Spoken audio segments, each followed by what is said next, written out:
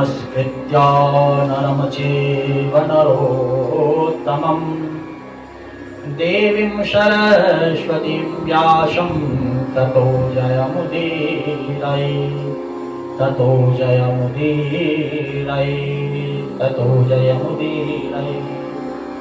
श्रीमद्भागवत महापुराण की जय। कृष्ण कन्हैया लाल की जय। ध्यान देना, आज इस वर्तमान समय में बड़ी चर्चा का विषय, जहां देखो वहां चर्चा, जिस भी सोशल साइट पर जाओ वहां चर्चा कि व्यासपीठ की क्या मर्यादा होनी चाहिए। ध्यान देना, व्यासपीठ की जो गरिमा है, जो महिमा है, जो मर्यादा है,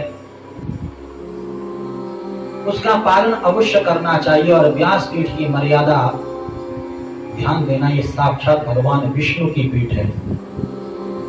सबसे पहले इस व्यासपीठ पर भगवान नारायण विराजमान थे। भगवान नारायण ने चतुश्लोकी भागवत के रूप में ब्रह्मा जी को ज्ञान दिया, ब्रह्मा जी को विराजमान किया। ब्रह्मा जी ने चतुश्लोकी भागवत के रूप में नारद जी को ज्ञान दिया, नारद जी को विराजमान किया। नारद जी ने चतुश्लोकी भागवत के रूप में वेद व्यास जी को ज्ञान दिया, वेद व्यास जी ने को विराजमान किया। और वेद व्यास जी ने 4 श्लोकों के 18,000 श्लोक बनाए और अपने बेटा सुखदेव मुनि को इसका ज्ञान दिया, सुखदेव मुनि को विराजमान किया।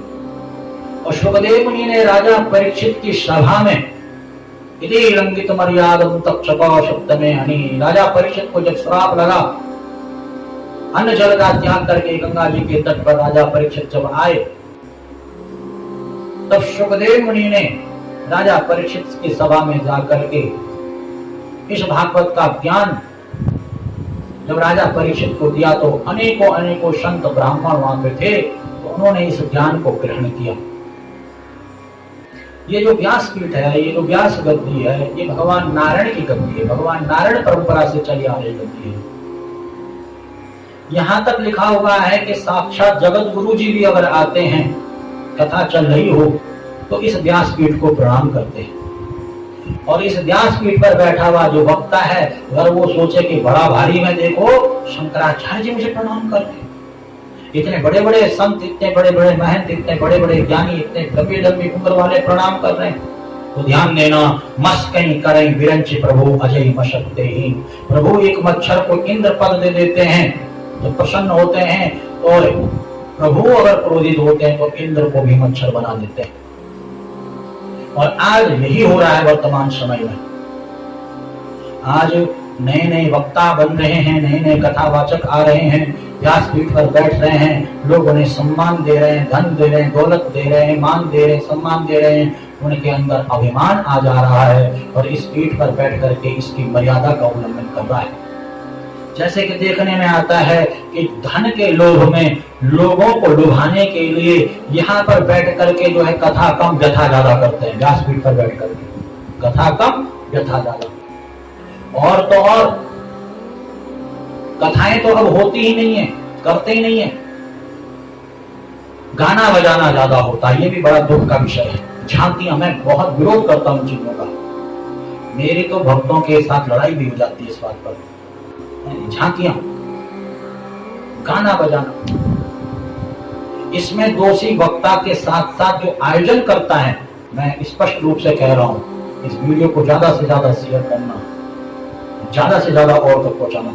इसमें वक्ता से बड़ा दोषी और वक्ता से बड़ा जो उस व्यासपीठ पर बैठा हुआ है, उससे बड़ा जो अपराधी है वह आयोजक है, जो इसका आयोजन कराता है। दोषी क्यों है आप सोच रहे होंगे? दोषी इसलिए है कि वह बिना योग्यता देखे हुए, बिना पात्रता देखे हुए, बिना जाति, बिना धर्म देखे हुए, बिना उसका जो है उसका पढ़ाई लिखाई देखे हुए, उसके जो है सुंदरता पर मोहित होकर के, उसके पैसे, उसके चमक धमक पर मोहित होकर के उसे व्यास गद्दी पर बैठा देता है। और वो इस गद्दी पर बैठ करके फिर अनर्गल कर्म करता है, धूर्त कर्म करता है, गलत कर्म करता है। आज गलती दोनों की है, वक्ता भी लोभी है, और साथ में जो आयोजन कर रहा है वो भी लोभी है, तभी जाकर के कथा का जो है रूप बदल रहा है, बिगड़ रहा है। वक्ता के अंदर लोभ नहीं है और जजमान जो आयोजन करता है उसके अंदर लोभ नहीं है, तो कथा का स्वरूप कभी नहीं जुड़ेगा। वक्ता का चयन करते हुए जो जजमान है, जो आयोजन करता है, उसको बहुत सावधानी रखनी होगी। जब तक आयोजन करता जजमान सावधान नहीं होगा, ढंग से वक्ता का परीक्षण नहीं करेगा, व्यासपीठ पर जो बैठने योग्य है कि नहीं है, इसे व्यासपीठ पर बैठाना चाहिए कि नहीं बैठाना चाहिए, ये ब्राह्मण है कि नहीं है, ये गुरु बनने योग्य है कि नहीं है, इन चीजों का जब तक परीक्षण आयोजन करता जजमान नहीं करेगा, तब तक जो है ऐसी जो है नीच कर्म, ऐसे घृणित कर्म होते रहेंगे। वक्ता आज व्यासपीठ का मजाक बनाते हैं, इस पर खड़े होकर के नाच रहे हैं, इस पर इधर उधर की बातें कर रहे हैं, अन्य धर्मों की चर्चा कर रहे हैं, जबकि होना ऐसा चाहिए। इस व्यासपीठ की मर्यादा है 3 घंटा 4 घंटा बैठो तो केवल हरि चर्चा, जो भागवत में चर्चा आती है, जो हमारे शास्त्रों में, हमारे वेदों में, हमारे पुराणों में जो चर्चा आती है, केवल वही चर्चा हो।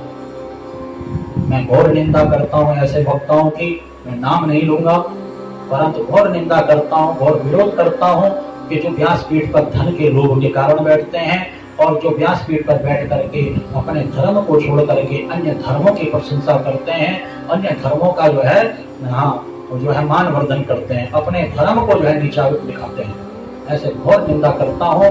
वक्ता को जो है लोभी नहीं होना चाहिए। आज मैं बड़े गर्व के साथ कहता हूँ कि 150 से ऊपर 160 लगभग कथाएं हो गई हैं। कोई भी जजमान मुझे ये नहीं कह सकता है गुरु जी ने 1 रुपया भी अपने लिए मांगा हो, मैंने पवन जी ने 1 रुपया भी अपने लिए मांगा हो, कोई भी नहीं कह सकता।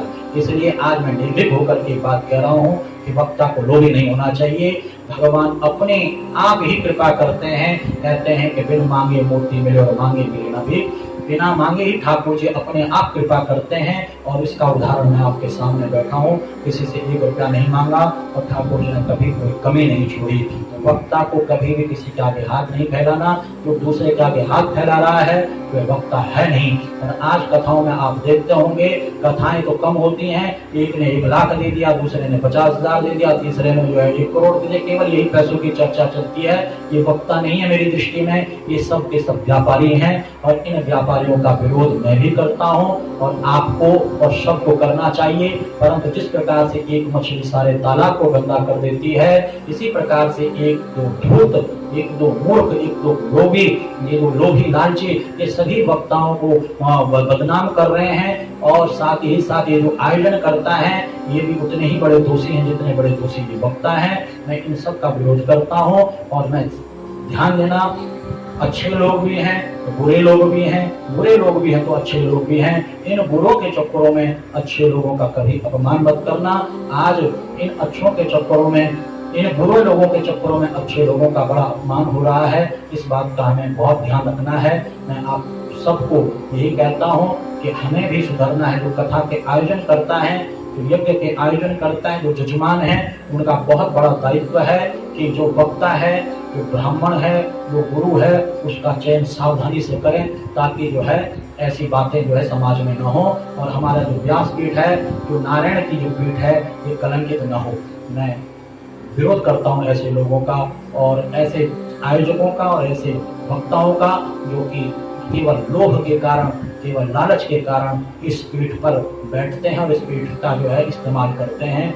मैं तो यही कहूँगा कि भगवान सबको सद्बुद्धि दे।